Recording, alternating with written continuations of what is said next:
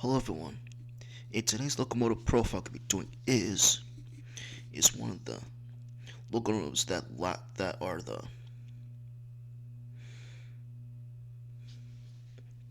of Lehigh and Hudson Railroad 42s. And that is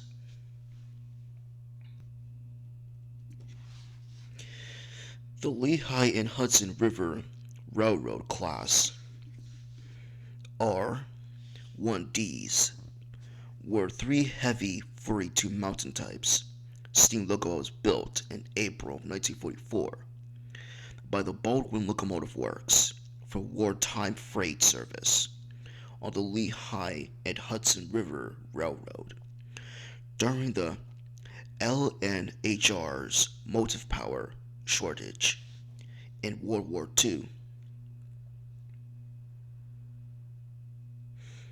During World War II, the Lehigh and Hudson River Railroad Company had amongst one of their busiest years, 1944 being one of many railroads in the United States, struggling to keep up with wartime effort.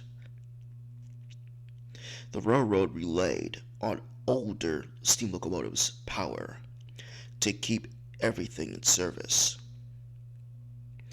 It was that of this year the railroad considered of buying newer and powerfully modern steam locomotives, as the company was last bought one nearly 17 years ago, since the spring of 1927, looking into opportunities for a locomotive of modern era.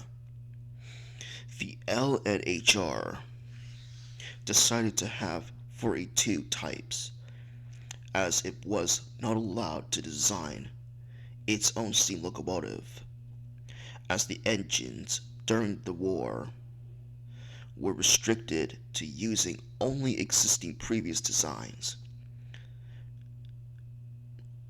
as it never had any bigger than the consolidation or Mikados.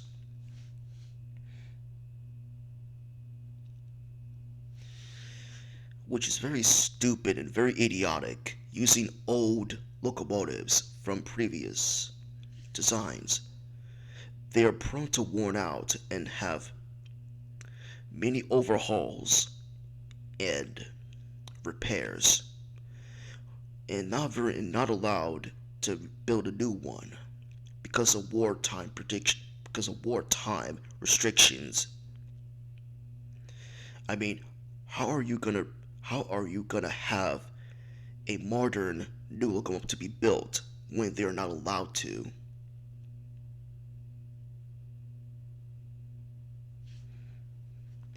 Needing a fast locomotive, the LNHR chose with the Baldwin Locomotive Works R R1D design, originating from the Boston and Maine Railroad between 1935 and 1941.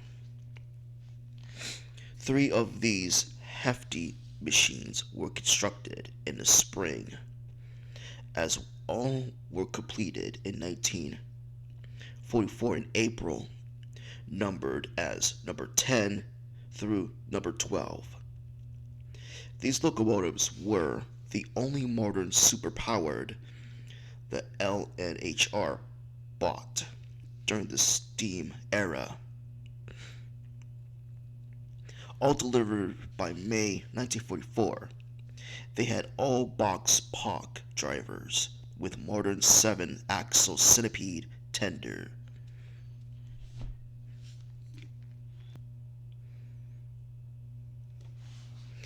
These locomotives had impressive features: smoke deflector wings, water alarms, electric lighting, cast steel pilots, and smoke box mounted throttle chambers. When delivered new, the LNRH crews were impressed. with these locomotives as they could pull close to the Class 90 280 consolidations, but faster. The R1Ds also held many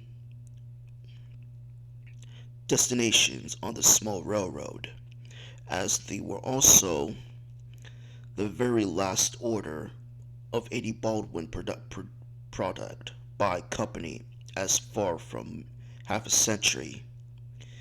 The the LNRH bought locomotives mainly from them, meaning that these 42s were the last ones to be ordered. When put into service, they were the heaviest objects on the small railroad's rails, as these locomotives were assigned to fast freight duties between Allen, Allentown and Maybrook, New York, as the LNRH crew liked operating these locomotives, just like the Class 80s and 90s. The R1Ds had several issues when operating. Was larger modern boiler did not handle boiling the local water very well compared to all other steam powered due being foreign design with the regular radial stay firebox with the water severely foaming, a not very common design on Lehigh and Hudson River, as what was preferred by the company for many years was a routine design.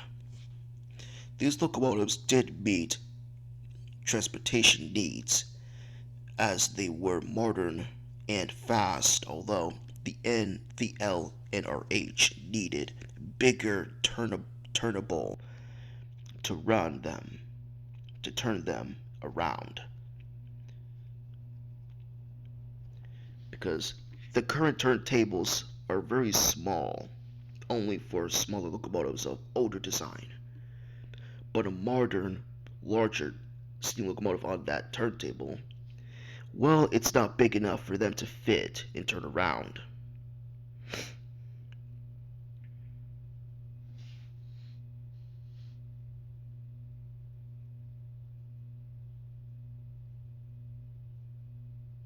The Mighty Mountains were certainly the fastest locomotives the LNRH ever owned, with handling local freights on common flat terrain routes along the main lines. They were sometimes seen hitting around 70 miles per hour, as it was common to see slower freight handled by older locomotives. After the war, the railroad kept them in service every day, although they needed more maintenance than other locomotives due to their size.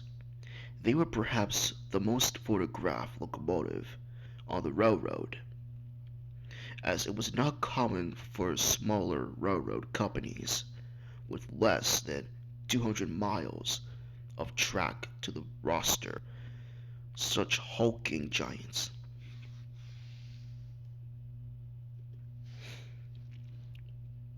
After 1949, the locomotives were still in regular revenue service along with all surviving steam-powered, as the LNRH took its first order of 11 Alco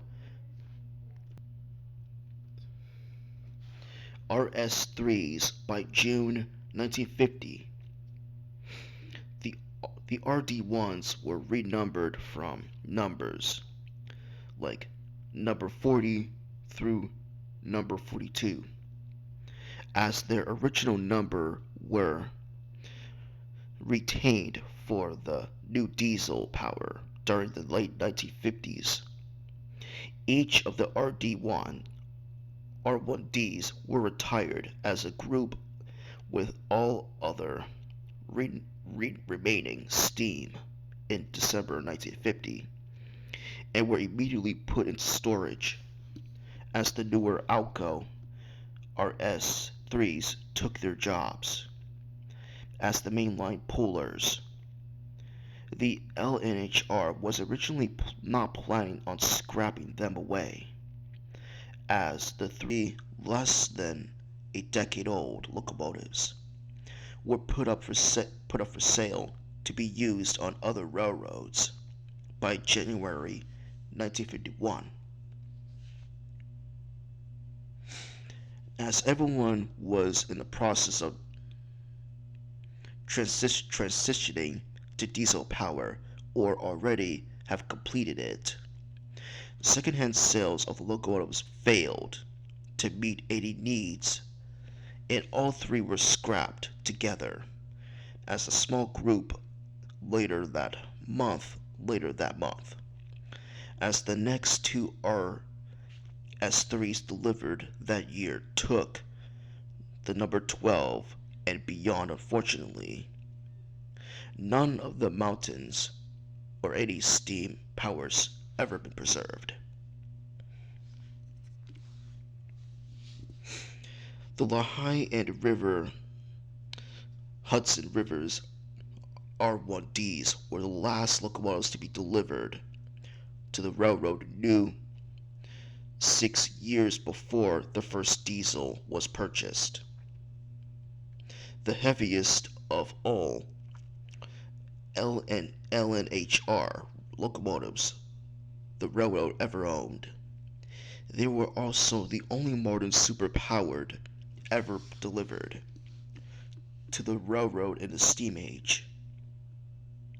The locomotives were known to have had the shortest career of any LNHR steam locomotive, as diesel took over all operations system wide in 1950 December. Based on the Boston and Maine R1Ds class mountains, these were the only locomotives on the railroad to wear smoke deflectors and haul a centipede tender. They were amongst the last steam locomotives to be scrapped by the LNHR, along with the Class 90s, the 2AL consolidations.